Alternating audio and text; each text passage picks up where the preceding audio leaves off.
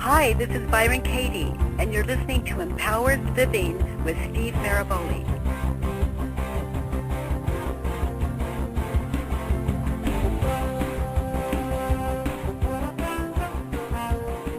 Welcome back. You're listening to Empowered Living, Life, the Truth, and Being Free. I'm your host, Steve Maraboli. As always, you're welcome to participate with the show.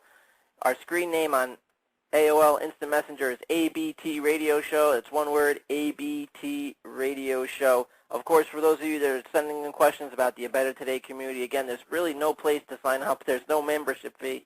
If you'd like to participate and you want us to know about it, go ahead and go to abettertoday.com and let us know. Sign up for the free newsletter, by the way. I keep forgetting about the newsletter. So many people have signed up. I get great feedback. I don't know why I forget about the newsletter. We have a great newsletter. It's a multi-page newsletter. It features some blog stuff, some radio show stuff, and some of the stuff that I've written, some great quotes. It's really an inspiring, empowering newsletter, so you can check that out at abettertoday.com. Of course, for any corporate stuff, you could check out stevemaraboli.com, and for all the radio show info between the Empower blog, this radio show, and all our archive shows, we have over 100 hours of archived radio shows available for free download, not only on iTunes, but at empoweredlivingradio.com. You'll also be able to check out who our upcoming guests are and anything else that might be happening in the radio world with us.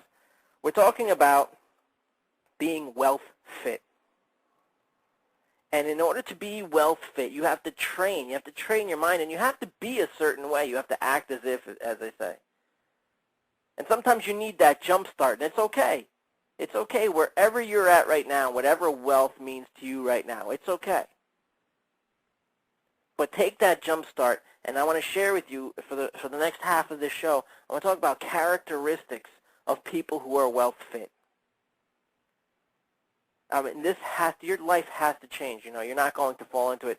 You could win the lottery, but Google. Take some time to Google and see what happens to most people who win the lottery. They end up losing all their money at some point. Their lives actually fall apart. There are so many people that winning the lottery ends up ruining their life. You know why? Because they weren't wealth fit. Imagine, again, being lethargic, overweight, unhealthy, and then being thrown into a marathon. It would be silly. So understand that the same goes with being wealthy. So I'm going to talk to you about some characteristics. I'm going to share with you things that I've learned in my decade of dealing with some of the most wealthy as well as successful corporations, some of the top-level management, and some of the greatest workers and engineers and minds in business. And fortunately, a lot of them enjoy my work, and I've helped a lot of them. But I've also learned a lot from people at different levels in their careers, different levels in their wealth fitness, and I've learned a lot over the decade. And I want to share it with you, if I can, for the next 25 or so minutes. But I want to talk about characteristics of being wealth fit. This is things that you identify in people who are wealthy, or people who are successful, whether it is they're running a business or they've built it as entrepreneurs themselves. First thing is that they always have a clear plan. A clear plan. Not a general one saying, hey, I want to make money. They usually have a clear plan. And can I tell you a little secret? Very rarely, I actually can't think of anyone I know who's wealthy. I can't think of anyone I know who's really successful in business who ever puts money figures or whoever puts actual numbers with their goals as far as that goes. Because if you actually take an action, then it can drive you further than you even know. Like, you might not even have an idea, a conscious idea of how successful you will be. So actually placing a money limit might actually hinder you. Let's say you make, you make $40,000 a year now doing whatever you do. I think what the national average is about 30. But let's say you make 40, okay? 150 grand to you a year might sound phenomenal.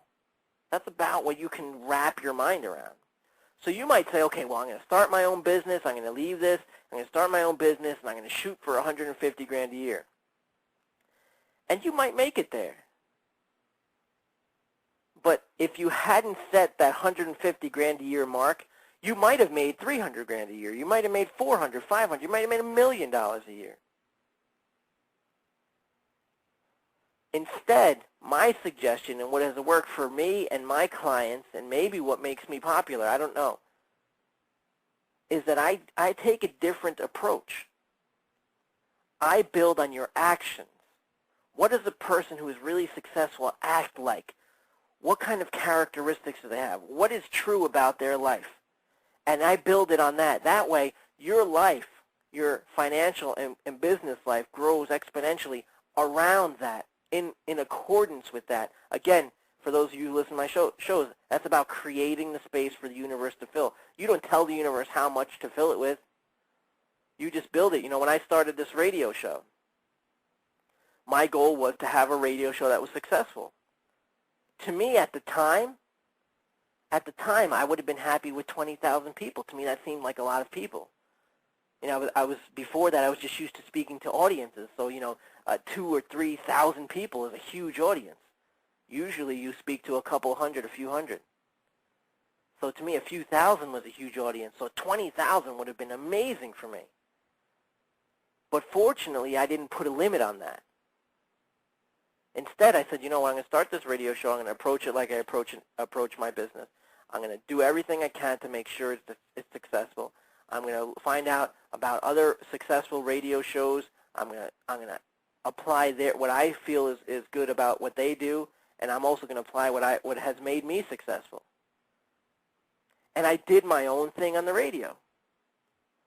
Now, my audience is so much larger than most terrestrial radio programs, most satellite radio programs. If I had only sought for those few thousand, it would have been a failure that I reached it, not knowing that I would have never guessed I would have the amount of listeners I have now. It didn't even compute in my mind. But now that I have it, I'm fine. I'm able to maintain it, and I'm even able to make it grow bigger. Why? Because I was, in that sense, I was well fit. I was fit not to the number, but I was fit to the actions. So when you're talking about these characteristics, one of the characteristics is having a clear plan.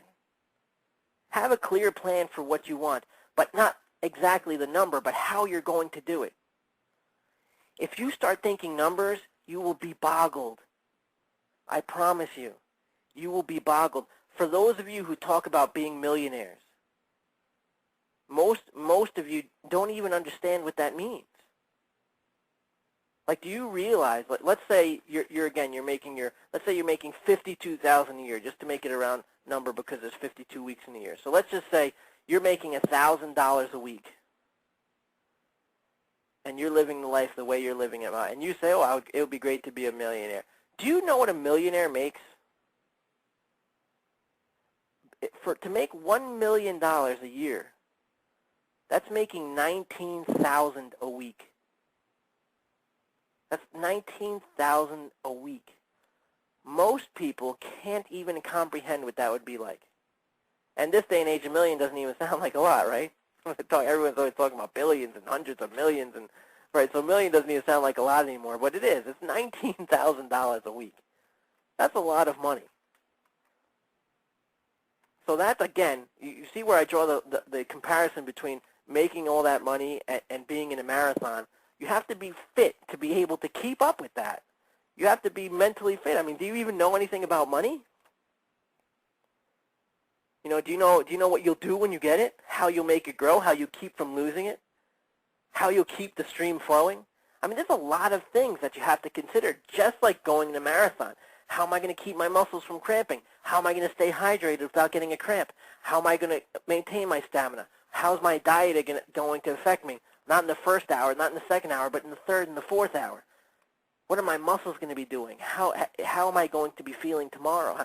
I mean, all of this has to be considered to take on, to be fit for a marathon, to be fit for that achievement, to be fit for that goal. You also have to be fit